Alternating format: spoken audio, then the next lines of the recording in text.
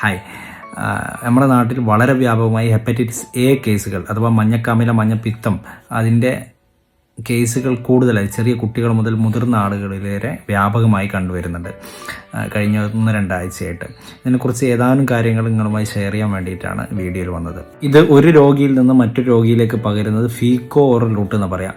Contaminated ആയിട്ടുള്ള മലിനമാക്കപ്പെട്ട ഭക്ഷണത്തിലൂടെ അല്ലെങ്കിൽ വെള്ളത്തിലൂടെ അല്ലെങ്കിൽ ഈ ഇൻഫെക്റ്റഡ് ആയിട്ടുള്ള പേഷ്യൻസുമായിട്ട് ക്ലോസ് ആയിട്ട് കോൺടാക്ട് ചെയ്യുന്നതിലൂടെ ഒരാളിൽ നിന്ന് മറ്റൊരാളിലേക്ക് പകരാം.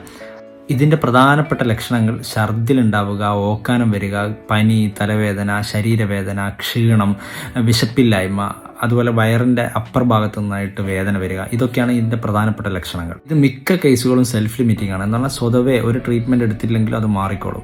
അതിന് സപ്പോർട്ടീവ് കെയർ മാത്രമാണ്, ഓരോ ലക്ഷണങ്ങൾക്കനുസൃതമായിട്ടുള്ള സപ്പോർട്ടീവ് കെയർ മാത്രമാണ് കൊടുക്കുന്നത്. എന്നാൽ ചുരുങ്ങിയ പെർസെൻറ്റേജ് കേസുകളിൽ, പ്രത്യേകിച്ച് അണ്ടർലൈങ് അസുഖങ്ങളുള്ള ആളുകൾ, ലിവറിൻ്റെ അസുഖമോ അല്ലെങ്കിൽ ക്രോണിക് ലിവർ ഡിസീസ് പോലത്തെ അസുഖങ്ങൾ, ഷുഗർ, പ്രഷർ അല്ലെങ്കിൽ പ്രായക്കൂടുതലുള്ള ആളുകൾ, ഇത്തരം ആളുകളിൽ വളരെ റെയറായിട്ട് ഇത് കോംപ്ലിക്കേഷൻ ഉണ്ടാക്കാറുണ്ട്. അത് ഇതിൻ്റെ സിവിയറിറ്റി കൃത്യമായിട്ട് മനസ്സിലാക്കി ഡോക്ടറെ കണ്ട് അതിൻ്റെ ചികിത്സ എടുക്കൽ അത്യാവശ്യമാണ്. ഇത് വരാതിരിക്കാൻ വേണ്ടി തിളപ്പിച്ചാറിയ വെള്ളം മാത്രം കുടിക്കുക, അതുപോലെ എല്ലാം ക്ലീനാക്കി നല്ല ഹൈജീൻ പ്രോപ്പറായിട്ട് മെയിൻറ്റെയിൻ ചെയ്ത് കൊണ്ടുപോയി കഴിഞ്ഞാൽ തന്നെ ഒരു പരിധിവരെ നമുക്കിതിനെ തടയാൻ പറ്റും.